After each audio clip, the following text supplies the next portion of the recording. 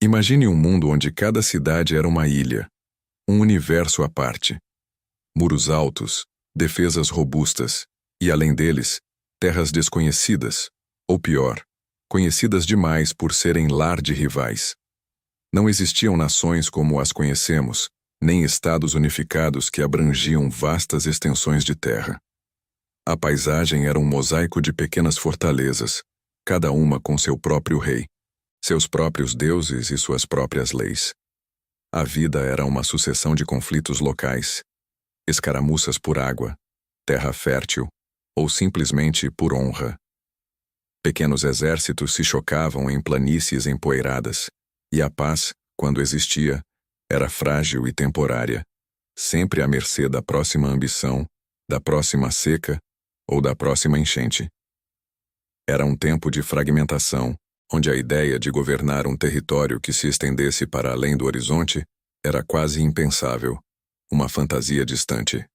A logística seria um pesadelo, a comunicação lenta e a lealdade das populações conquistadas, uma incógnita.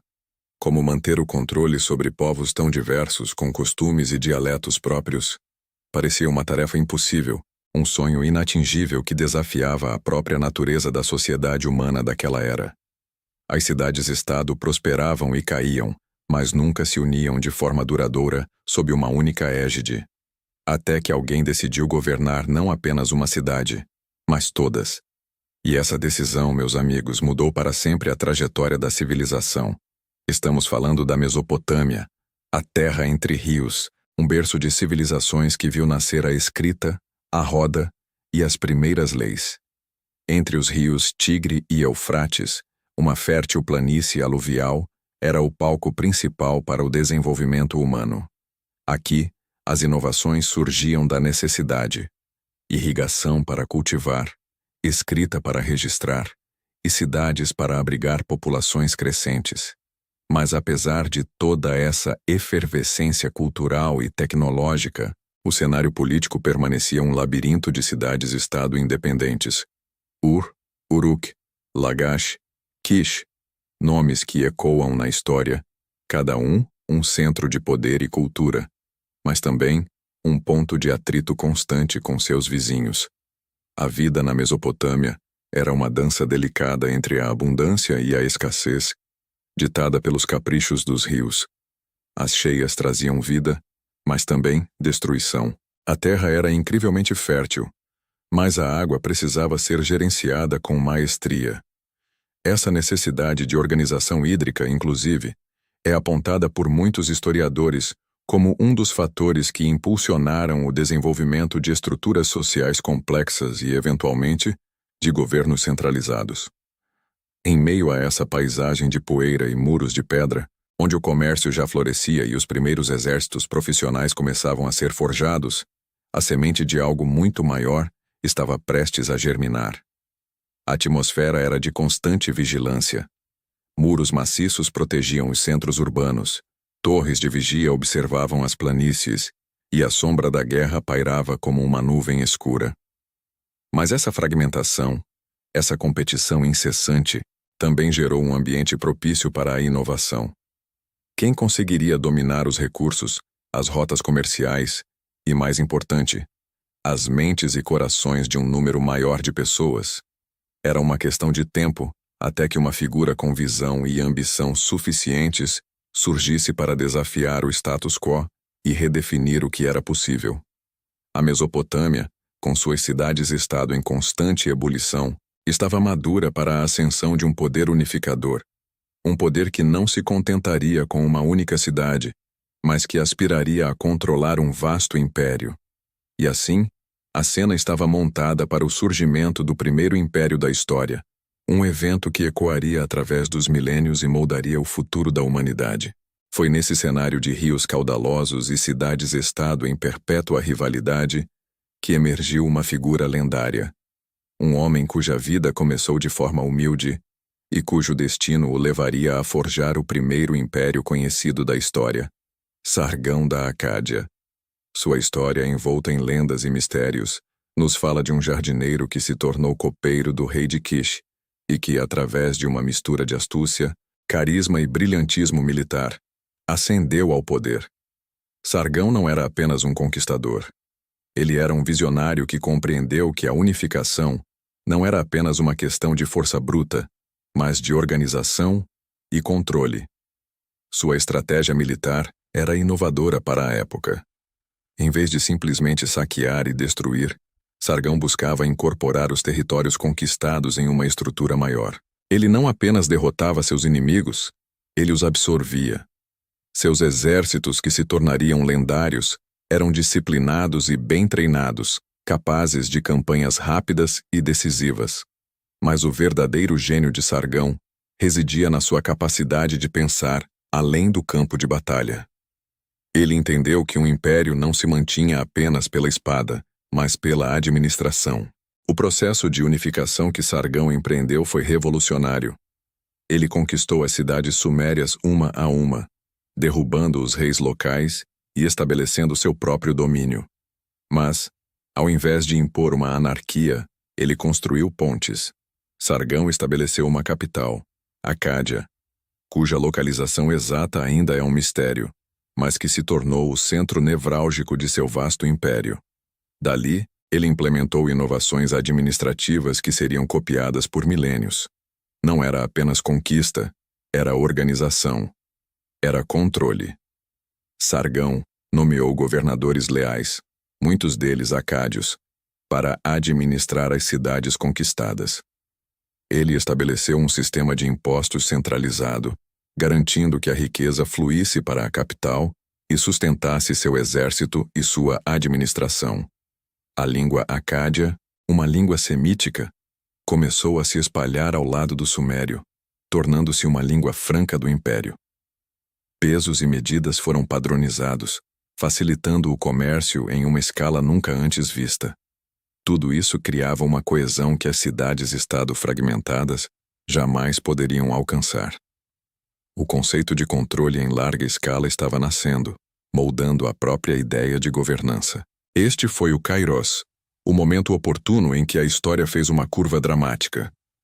O Império Acádio não foi apenas mais um reino, foi o primeiro a transcender as fronteiras da cidade-estado e a estabelecer um domínio multiétnico e multilingüe. A invenção de Sargão foi a própria ideia de império. Uma entidade política vasta e centralizada que governava sobre diversos povos e territórios. Antes de Sargão existiam cidades e reinos. Depois dele, existiu o império como um modelo de poder e organização que definiria a geopolítica por milênios. A administração centralizada, com governadores regionais respondendo a um poder supremo, era uma inovação radical. Sargão não apenas derrubou reis, ele substituiu uma ordem fragmentada por uma estrutura hierárquica e eficiente. A padronização de leis, idiomas e sistemas econômicos não apenas facilitou o controle, mas também estimulou o desenvolvimento cultural e econômico.